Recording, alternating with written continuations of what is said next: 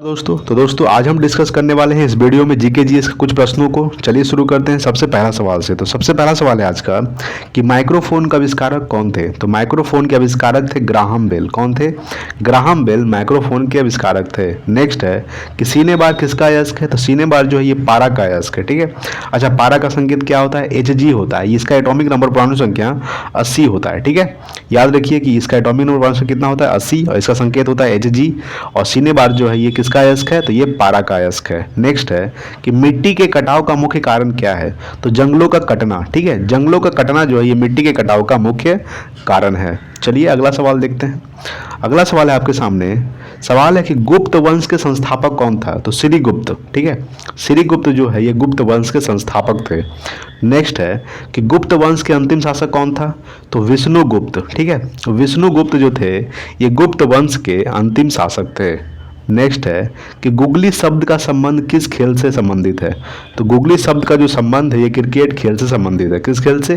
Cricket खेल से संबंधित है गुगली शब्द का संबंध। ठीक है दोस्तों, चलिए अगला सवाल देखेंगे आपके सामने क्या है। अगला सवाल है कि इंसुलिन की खोज किसने किया था। तो इंसुलिन की खोज किया था बैटिंग एवं बेस्ट ने। किसने किया था? बैटिंग एवं बेस्ट ने इंसुलिन की खोज किया था। अच्छा, इंसुलिन की कमी से कौन सा रोग होता है? तो इंसुलिन की कमी से मधुमेह रोग होता है। कौन सा रोग होता है? मधुमेह रोग, जिसको हम लोग डायबिटीज भी बोलते हैं। नेक्स्ट है कि अल्बानिया देश की राजधानी क्या है। तो अल्बानिया देश की राजधानी है तिराना। ठीक है, तिराना जो है ये अल्बानिया देश की राजधानी है। ठीक है दोस्तों, चलिए अगला सवाल देखते हैं। अगला सवाल है आपके सामने कि विश्व पर्यटन दिवस कब मनाया जाता है। तो 27 सितंबर को। ठीक है, 27 सितंबर को विश्व पर्यटन दिवस मनाया जाता है। नेक्स्ट है कि चौहान वंश का अंतिम शासक कौन था। तो पृथ्वीराज तृतीय। ठीक है, पृथ्वीराज तृतीय जो ये चौहान वंश का अंतिम शासक था।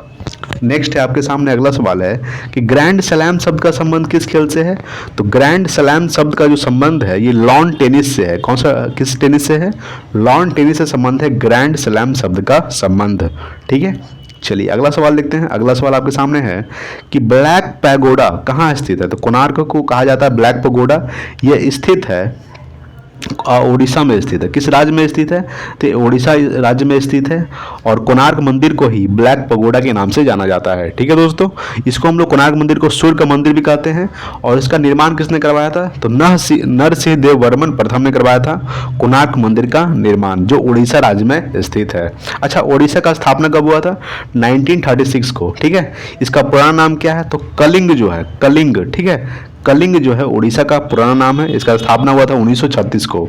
नेक्स्ट है कि मूंगफली में किस विटामिन की अधिकता होती है। तो विटामिन B1 का। ठीक है, यानी मूंगफली में विटामिन B1 की क्या होता है? विटामिन B1 अधिकता होता है। अच्छा, विटामिन B1 का रासायनिक नाम क्या होता है? थायमीन होता है। ठीक है, नेक्स्ट है कि नवरत्नों का संबंध किससे है। तो अकबर से है। ठीक है, अच्छा अकबर का जन्म कब हुआ था? 15 अक्टूबर 1542 को। याद रखिएगा, 15 अक्टूबर 1542 को किसका जन्म हुआ था? तो अकबर का जन्म हुआ था। और नवरत्नों का संबंध किससे है? तो अकबर से है। ठीक है दोस्तों, चलिए अगला सवाल देखेंगे। अगला सवाल है आपके सामने कि कवि हरिसेन किसके दरबार में था। तो समुद्रगुप्त के। ठीक है, और भारत का नेपोलियन किसे कहा जाता है? तो भारत का नेपोलियन समुद्रगुप्त को कहा जाता है। याद रखिएगा, भारत का नेपोलियन समुद्रगुप्त को कहा जाता है। और कवि हरिसेन किसके दरबार में था? तो समुद्रगुप्त के दरबार में था। नेक्स्ट है कि सांची का स्तूप को किस शासक ने बनवाया था। तो अशोक ने बनवाया था। ठीक है, यानी कि सांची का स्तूप जो है ये किस शासक ने बनवाया था? तो अशोक के शासक ने सांची का स्तूप को बनवाया था। सांची का स्तूप कहाँ स्थित है? तो ये मध्य प्रदेश में स्थित है। ठीक है दोस्तों, चलिए नेक्स्ट सवाल है कि प्रसिद्ध संगीतज्ञ तानसेन किसके दरबार में रहता था। तो अकबर के दरबार में रहता था। ठीक है, प्रसिद्ध संगीतज्ञ तानसेन जो है ये अकबर के दरबार में रहता था। नेक्स्ट है कि लावनी तथा तमाशा किस राज्य का लोक नृत्य है। तो महाराष्ट्र का है। ठीक है, याद रखिएगा, लावनी तथा तमाशा जो है ये महाराष्ट्र राज्य का लोकप्रिय नृत्य है। नेक्स्ट है कि पूर्वी घाट पश्चिमी घाट का मिलन स्थल कहाँ है। तो नीलगिरी पर है। ठीक है, यानी पूर्वी घाट एवं पश्चिमी घाट का जो मिलन स्थल है ये कहाँ है? तो ये नीलगिरी पर स्थित है। चलिए नेक्स्ट देखेंगे अगला सवाल। अगला सवाल आपके सामने कि यूनिसेफ का मुख्यालय कहाँ स्थित है। तो न्यूयॉर्क में स्थित है। ठीक है, यानी यूनिसेफ का जो मुख्यालय स्थित है न्यूयॉर्क में। नेक्स्ट है कि गुलाम वंश का संस्थापक कौन था। तो कुतुबुद्दीन ऐबक। कुतुबुद्दीन ऐबक जो थे ये गुलाम वंश के संस्थापक थे। नेक्स्ट है कि गैट GATT की जगह WTO यानी कि वर्ल्ड ट्रेड ऑर्गेनाइजेशन कब से कर दिया गया था? तो 1 जनवरी 1995 को, ठीक है। 1 जनवरी 1995 को गैट की जगह WTO कर दिया गया। कब किया गया? तो 1 जनवरी 1995 को, ठीक है दोस्तों। चलिए अगला सवाल देखते हैं। तो अगला सवाल है आपके सामने, अगला सवाल है कि मनसबदारी प्रथा किस शासक ने चलाई थी? तो अकबर ने चलाई थी, ठीक है। यानी कि मनसबदारी प्रथा जो है ये किस शासक ने चलाई थी? तो अकबर ने चलाई थी। नेक्स्ट है अगला सवाल देखेंगे। तो देखिए अगला सवाल आपके सामने है कि प्रसिद्ध चीनी, ठीक है, प्रसिद्ध चीनी यात्री फाहान किस शासक के शासनकाल में भारत आया था? तो चंद्रगुप्त द्वितीय के शासनकाल में, ठीक है। यानी कि प्रसिद्ध चीनी यात्री फाहान जो है ये चंद्रगुप्त द्वितीय के शासनकाल में भारत आया था। नेक्स्ट है कि सिकंदर की मृत्यु कहाँ हुई थी? तो बेबीलोन में हुई थी, ठीक है।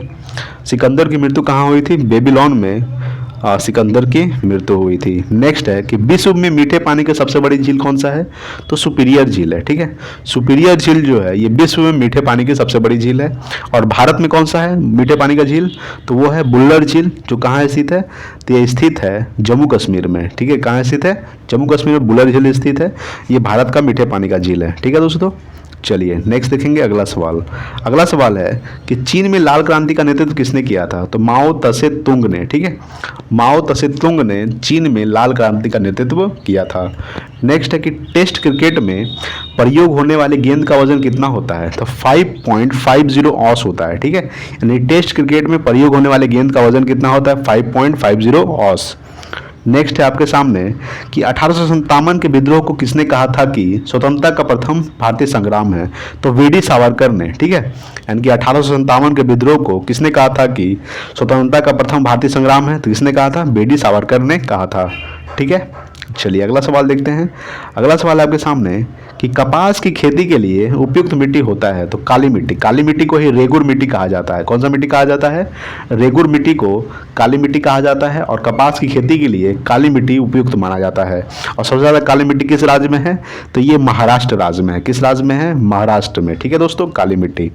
चलिए अगला सवाल देखेंगे। अगला सवाल है आपके सामने कि भारतीय संविधान में सरकार का संसदीय स्वरूप किस देश के संविधान से लिया गया है? तो ये ब्रिटेन के संविधान से लिया गया है, ठीक है। यानी कि भारतीय संविधान में सरकार का संसदीय स्वरूप किस देश के संविधान से लिया गया है? तो ब्रिटेन के संविधान से लिया गया है। नेक्स्ट है कि केंद्रीय मंत्रिमंडल के आकार और सदस्यता का निर्णय कौन करता है? तो ये प्रधानमंत्री करता है, ठीक है। यानी कि केंद्रीय मंत्रिमंडल के आकार और सदस्यता का जो निर्णय है ये कौन करता है? तो ये प्रधानमंत्री करते हैं। अगला सवाल है आपके सामने, सवाल है कि रक्तदाब को मापने के लिए किस उपकरण का प्रयोग किया जाता है? तो स्फिग्मो मैनोमीटर का प्रयोग किया जाता है, ठीक है। यानी रक्तदाब को मापने के लिए स्फिग्मो मैनोमीटर का प्रयोग किया जाता है। नेक्स्ट है कि खून की कमी से को दर्शाता है? तो निम्न हीमोग्लोबिन, ठीक है। यानी खून की कमी किसे दर्शाता है? तो निम्न हीमोग्लोबिन को दर्शाता है। अच्छा, खून का पीएच मान कितना होता है? 7.4 होता है और ये क्षारीय होता है। नेक्स्ट है कि ध्वनि तरंगे किससे होकर नहीं गुजरती? तो निर्वात से होकर नहीं गुजरती है, ठीक है। यानी कि ध्वनि तरंगे जो है ये निर्वात से होकर नहीं गुजरती है। अगला सवाल है आपके सामने, सवाल है कि ध्वनि तरंगे सर्वाधिक होती है? तो ठोस में होती है, ठीक है दोस्तों।